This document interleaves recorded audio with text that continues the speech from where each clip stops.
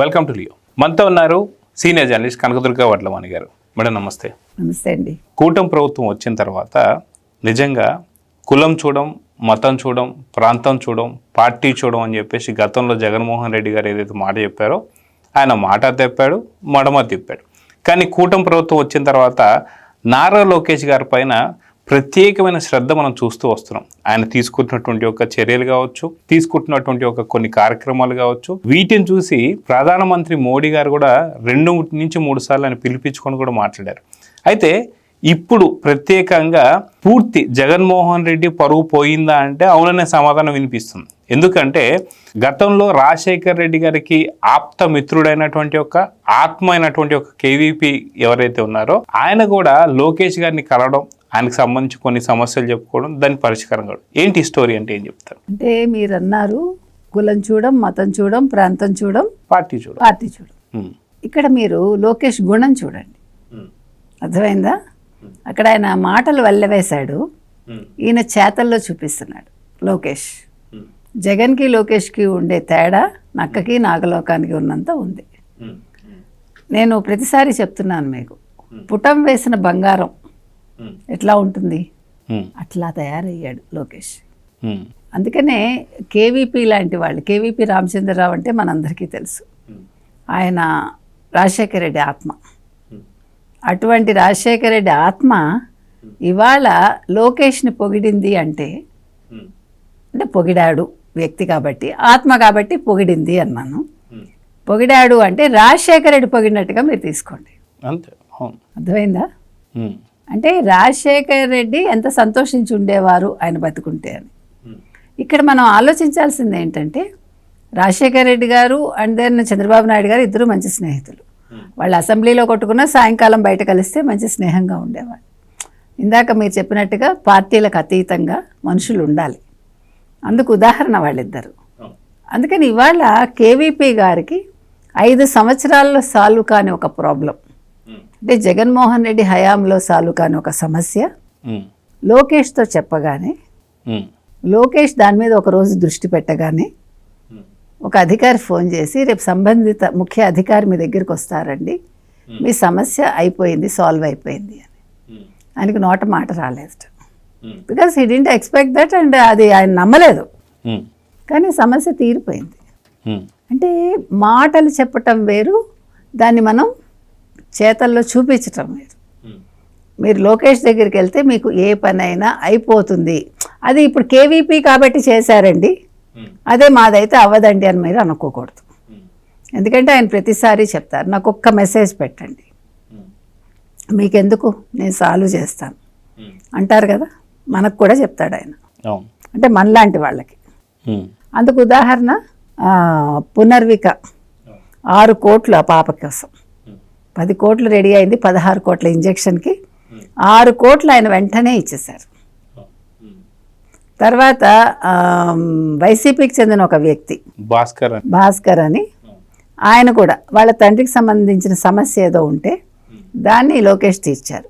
ఇందాక మీరు అన్నారు పార్టీలకు అతీతంగా, అది ఇది. ప్రాంతాలు పార్టీలు ఇవేవి కాదు, సమస్య ఏంటి, ఎవరికి వచ్చింది, ఎందుకు వచ్చింది, ఎలా తీర్చాలి. నేను జర్నలిజంలో వాడే ఆ 6 పదాలని ఆయన ఆలంబనగా చేసుకుని ఎందుకు, ఏమిటి, ఎలా, ఎవరు, ఎలా తీర్చాలి, అంతే ఆయన దృష్టి. ఇక్కడ ముస్లిమా, క్రిస్టియనా, హిందువా, లేకపోతే దుర్గా, లేకపోతే జగనా, ఎక్సా, వైయా ఇవి కాదు. జగన్మోహన్ రెడ్డి అయితే వీడు మనవాడా కాదా, మనవాడిలో కూడా ఇంకా రకరకాలు ఉంటాయి. అందులో ఆఖరికి అప్పటి ఉమెన్ చైర్మన్ కమిషనర్ అయినటువంటి ఒక వాసిరెడ్డి పద్మ గారు కూడా జగన్మోహన్ రెడ్డి ఒక తాడిపల్లె ప్యాలెస్కి జస్ట్ కూతవెట్టి దూరంలో ఒక దళిత మహిళపై అత్యాచారం జరిగింది అని చెప్పేసి అంటే, ఆ ఇష్యూ వల్ల మనకు వచ్చే లాభం ఏంటి, డబ్బులు వస్తాయా అని అడిగాడు. మనకి ఎటువంటి పని విషయాలు, డబ్బులు వచ్చే పని ఉంటే చెప్పు, ఇలాంటి పనికిమాలిన విషయాలు చెప్పకన్నాడు. ఇక్కడ ఇది చాలా ప్రజలు గుర్తుపెట్టుకోవాలి.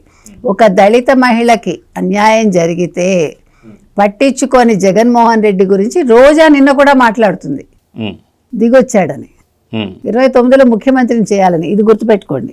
ఎందుకంటే దళిత మహిళకి అన్యాయం జరిగితే స్పందించని జగన్మోహన్ రెడ్డి ఇతన్ని మీరు ముఖ్యమంత్రిని చేస్తే ఎంతమంది దళితులకు అన్యాయం జరుగుతుందో గుర్తుపెట్టుకోమని చెప్తాను.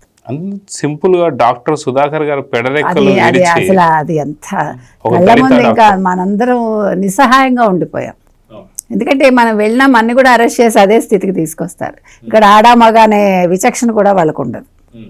అంటే అటువంటి ఒక నరరూప రాక్షసుల పాలనలో ఆంధ్రప్రదేశ్ 5 ఏళ్ళు మగ్గింది. అందుకని వాళ్ళ కేవీపీ గారు ఏమన్నారంటే తెలుగుదేశానికి, చంద్రబాబు నాయుడు గారికి, ముఖ్యంగా లోకేష్ ఇంకొక 40 ఏళ్ళు వీళ్ళే ఉంటారు. 40 ఏళ్ళు అన్నాడు ఆయన. పార్టీకి ఇంకా 40 ఏళ్ళు ఎదురు లేదు, లోకేష్కి ఎదురు లేదన్నాడు ఆయన. దీన్ని బట్టి మీకు ఏమర్థమైంది? 15 ఏళ్ళు కాదు 40 ఏళ్ళు, అంటే ఇంకో 8 టర్మ్స్. అంటే అది చెప్పింది ఒక టీడీపీకి కరడుగట్టిన ఒక కాంగ్రెస్ నాయకుడు రాజశేఖర రెడ్డి గారి ఆత్మ. అందుకే కరడుగట్టిన కాంగ్రెస్ అన్నాను, అంతే కదా, వారు చెప్పారు. అంటే కేవీపీ ఏం చేసినా మనస్ఫూర్తిగా చేశాడు ఆయన గతంలో కూడా. అంటే రాజశేఖర రెడ్డి గారి దగ్గర ఉన్నప్పుడు కూడా చాలా ఆయనకు ఒక మంచి పేరుంది. ఆయన నిదానస్తుడు, నెమ్మదస్తుడు, అనవసరంగా మాట్లాడు, అటువంటి వ్యక్తి నుంచి కాంప్లిమెంట్ అంటే ఇది చిన్న విషయం కాదు. అంటే దీన్ని చూసి మనం పొంగిపోకూడదు. అంటే పొంగిపోకూడదు ఇన్ ద సెన్స్ లోకేష్ పొంగిపోరు, కానీ చిన్నవాడు కాబట్టి మనం చెప్తున్నాం. నేను ఇలాంటివి ఇంకా ఎన్నో చేయాలి అబ్బాయి. ఒక అబ్బాయిగానే మనం భావిస్తాం. దో హీఈస్ ఎ మినిస్టర్, చాలా అంటే అతను అందనంత ఎత్తులో ఉన్నప్పటికీ చిన్నవాడే. కాబట్టి లోకేష్ ఇలాంటి మంచి పనులు మరిన్ని చేయాలండి. ఎవరికి ఎప్పుడు ఏ చేయూత కావాలన్నా ఆ చేయూత లోకేషే. ఆంధ్రప్రదేశ్లోనే కాదు, భారతదేశంలో ఉన్నా, విదేశాల్లో ఉన్నా. ఎందుకంటే విదేశాల నుంచి కూడా అప్పుడు ఎలా రప్పించాడు ఆయన, ఇబ్బందుల్లో ఉంటే కువైట్ కావచ్చు, మరొక చోట గల్ఫ్ కావచ్చు, ఆయన రప్పించారు కదా. అంటే మనం పని చేయాలి, లేదు సేవ చేయాలనుకుంటే ప్రపంచమే ఒక ఇది అనమాట ఎల్లా. కాబట్టి ప్రపంచంలో ఎక్కడున్నా ఎవరికి ఏం కావాలన్నా ఒక ట్వీట్ మీకు వెంటనే సాల్వ్ చేయడానికి లోకేష్ రెడీగా ఉంటారు. సో చూద్దామని ఖచ్చితంగా ఇది జగన్మోహన్ రెడ్డికి అదేవిధంగా నారా లోకేష్ గారికి ఉన్నటువంటి ఒక వ్యత్యాసం. సో చూద్దామని జరగబోతుంది. నమస్తే. Please subscribe to Leo news for more videos.